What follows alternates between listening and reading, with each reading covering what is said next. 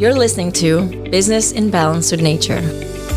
This podcast is brought to you by Business Falster, an organization in the Kingdom of Denmark that is tasked in promoting awareness and growth in a rural region while maintaining its agrarian legacy. A region that is experiencing a high conjuncture thanks to its strategic location in Europe's largest infrastructure project, the Fehmarn Belt Tunnel, connecting Denmark and Germany. These are the stories of how BLF brings life to their vision of bringing business in balance with nature. My name is Chris, and I'm your host. Listen in.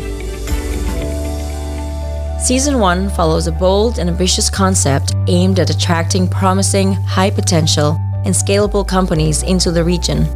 And you'll hear their stories on how they strive to create a business that is both financially sustainable and have a positive impact on the environment. So today we're speaking with Tristano Bacchetti from Kora Agrilab, and he hails from Spain, and he has a very interesting product called Nutrisoil and Power Soil. And one of the reasons why that we have you on the program is the promise of these products. Can you tell us a little bit more about them? First of all, thank you for having me here. It's a pleasure.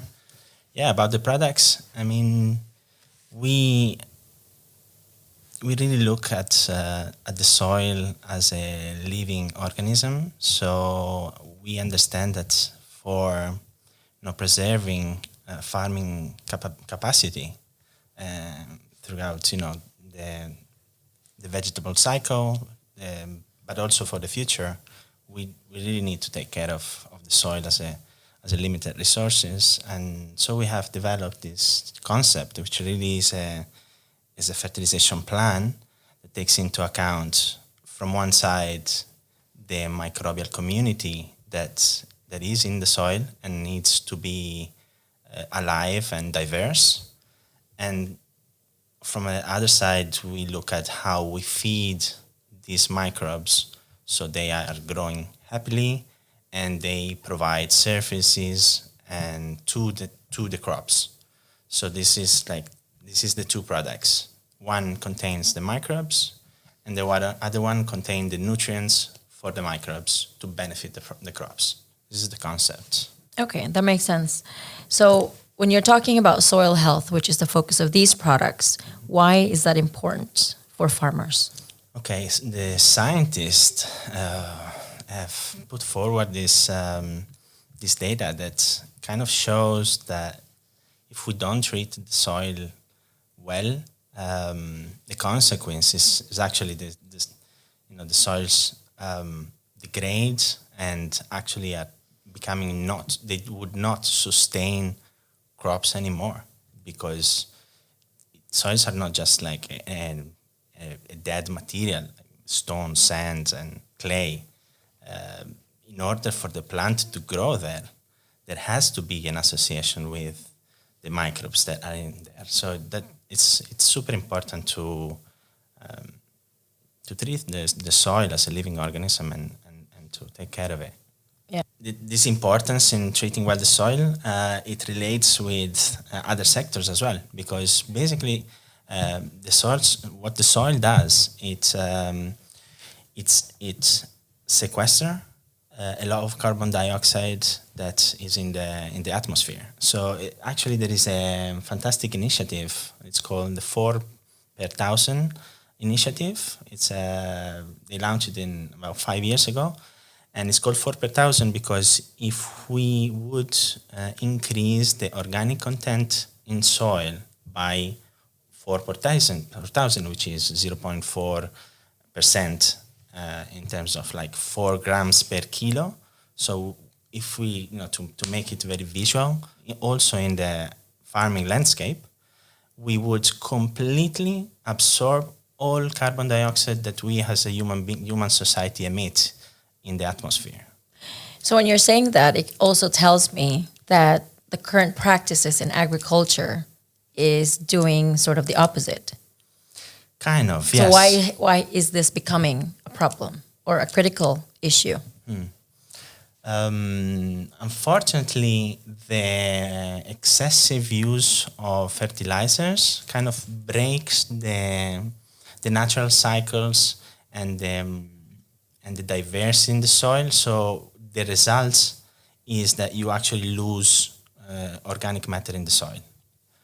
Basically, the community in the soil instead of like building up organic material, they consume it. So, and the result is more carbon dioxide into the atmosphere.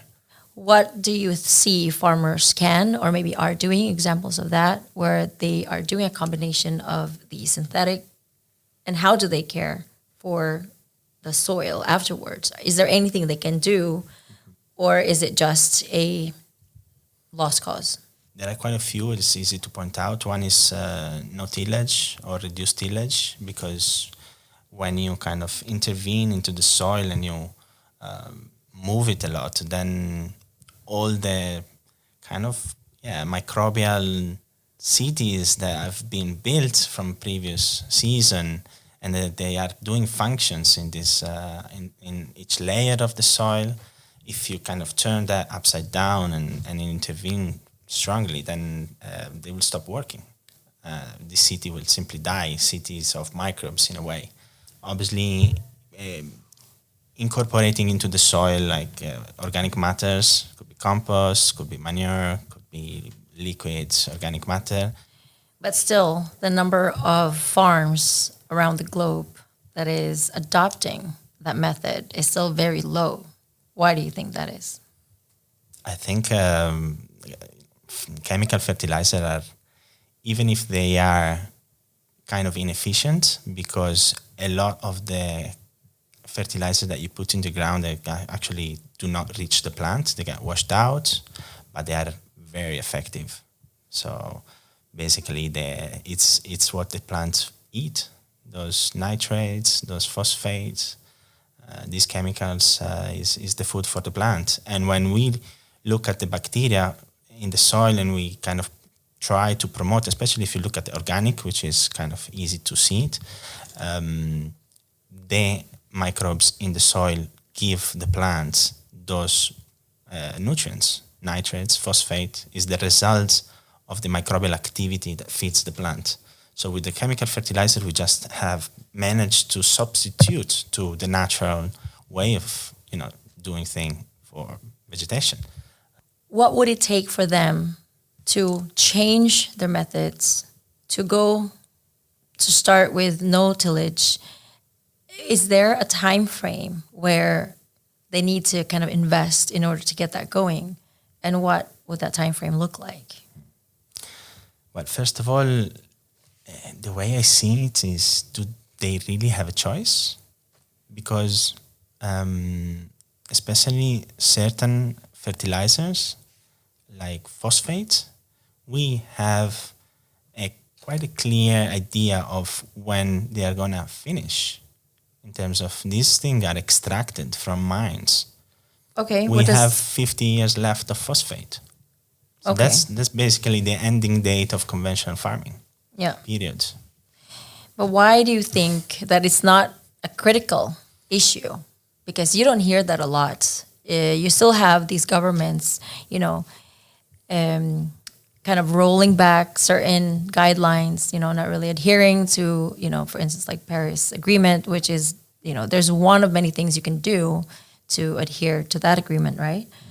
Why do you think it's still not critical for farmers to be doing this? Why are not many farmers doing this? And I'm not just talking about small farmers that are maybe 1,000. I'm talking about the huge ones in the US, in Australia, with thousands and thousands of hectares where they produce corn and things like that. Why do you think that it's not well adopted?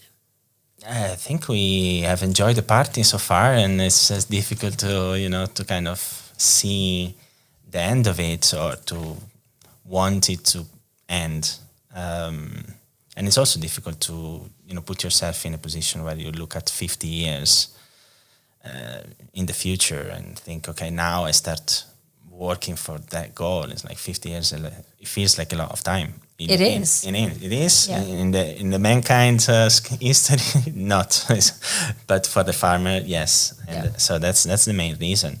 I do think that public institutions and governments are realizing that, and they are beginning to push forwards policies that go in that direction. So at some point, I guess the farmers will have tools and an option that make it easier for them to go towards more sustainable systems. And from the other side, I mean, my understanding of farming is that every year costs increase.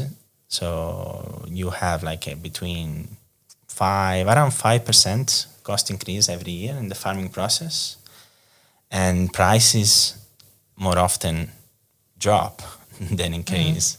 So at some point, it's just like it will become economically unfeasible to do things as farmers have always done, and they will have to look at a different way of doing it. Going organics is obviously one way because of the price. In finding alternative source of income. Is it really the bitter truth that maybe what it takes is for them to go at the brink of extinction that farmers start doing something when they are forced to, when they have no way back? Is that just our human nature, really? We don't do anything unless it's 100% critical. You know, scientists can tell us in 50 years we will have no basis for living. But people have a tendency to be complacent. I like to think, and I see that in the fields when I go out talking to the farmers, that, often society look at them as this, very conservative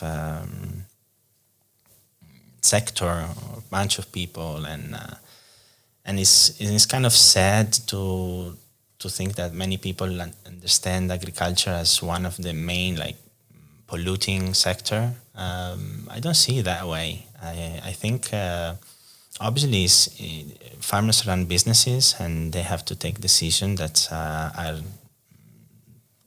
economically sustainable for them. But they're not bad people. They do try to run things the best way, and if they have if it's economically feasible, I'm sure that they would be very happy to incorporate more sustainable processes into their day-to-day methods. I think it really depends on if you're used to do something year after year in the same way.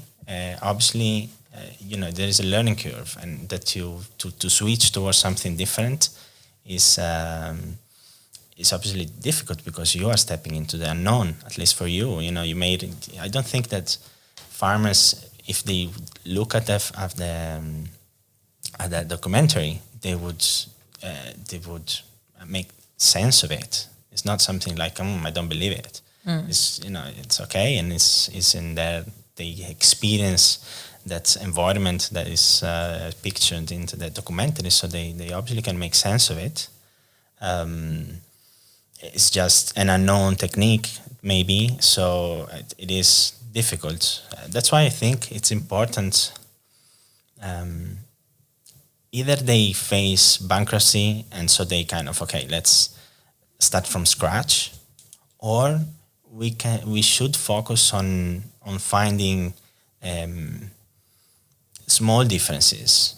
So, this year we try to do this thing in a different way, and we see how it works, and reiterate that process, going towards more sustainable, the old system more sustainable. Yeah, and hopefully that will meet the demand. So there's this whole economic factor also that is bearing in on them, and why they're continuing to do those things. You mentioned that conventional farming has a more or less an expiration date. Yeah. What is your vision up to that expiration date? I think it's like we have been driving a Ferrari at 100 kilometers or 200 kilometers per hour, and now we see in the far distance there is a wall. We kind of have to decelerate. And I think that at least here in Europe, the vision is that one. from the institution, they're putting policies to kind of, okay, in the next 10 years, we'll have to reduce fertilizer usage by 20%. And that would buy us 5 years more. And then the next decades will be reduce it another 20%. And so it's pushing the industry to develop more efficient fertilizers, so you don't lose them, you don't contaminate the waters, the rivers, which is often a bad side of synthetic fertilizers, if you want.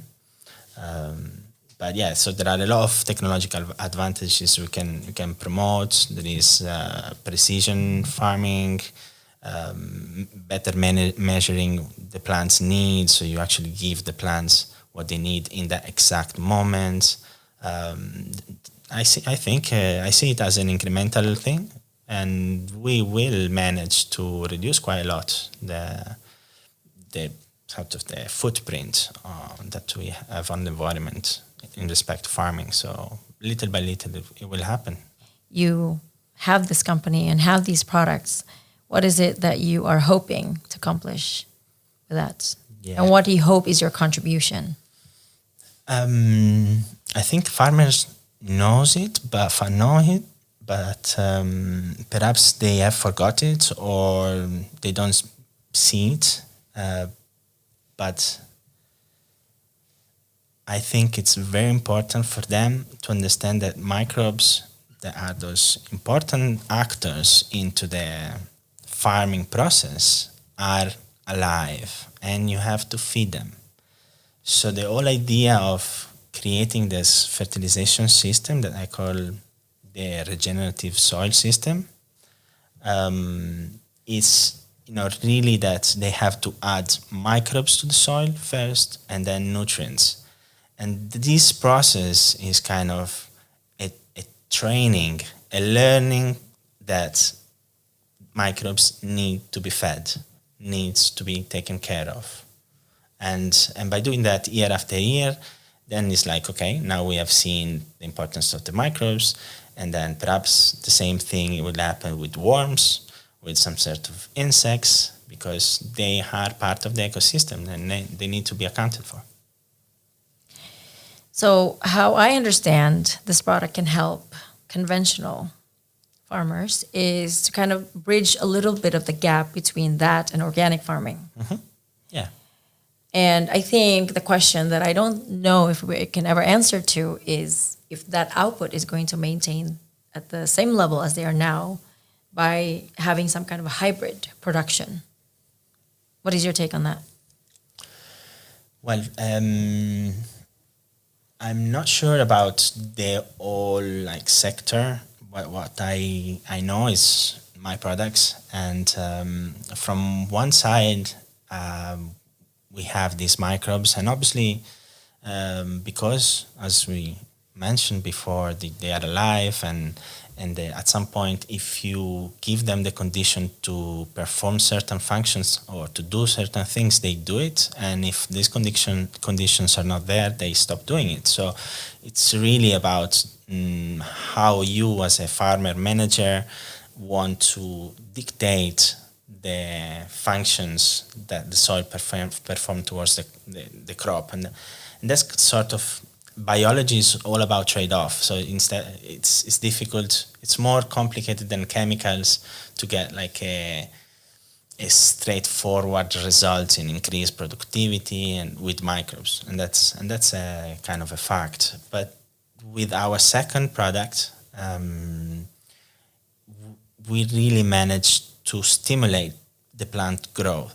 So that's we see an increased productivity of pretty much every single crop that we have tested with, of around 5 to up to 10% in certain specific crops. But I would say 5% is the more typical result that we see, and that's basically done because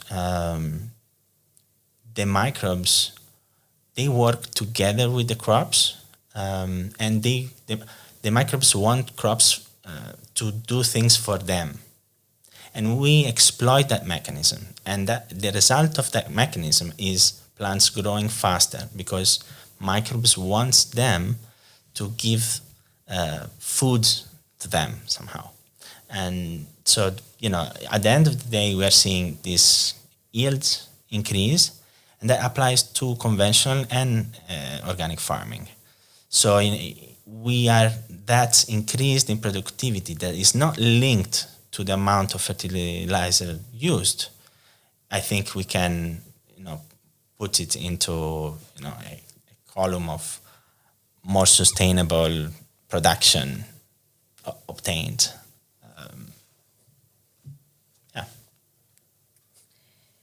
Any last words? I really think that it is important to promote good practices, the farming. We need everyone on the same page.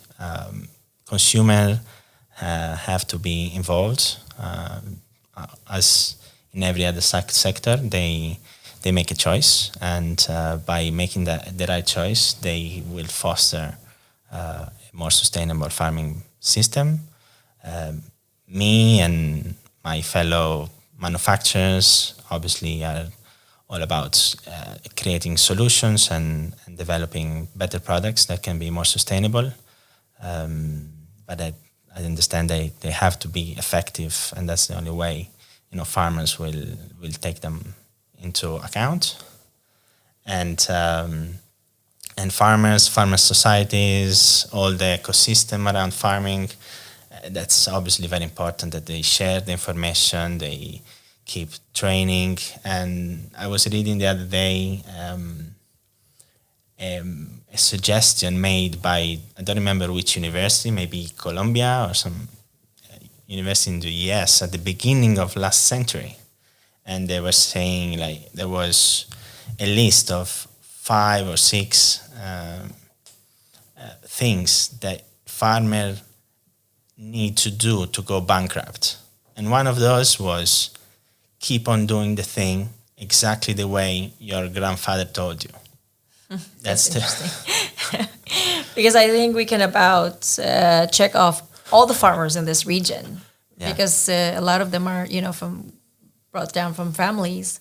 There's a big opportunity there to kind of make a difference. Yeah, it's just a matter of convincing them, because as you said, they are seen as conservatives, and I think that rings true.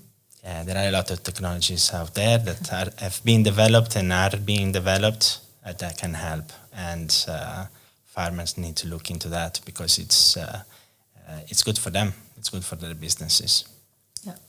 Thank you so much for being with us. Thank you. And good luck. You're listening to Business in Balance with Nature. This podcast is brought to you by Business Falster. My name is Chris, and I'm your host.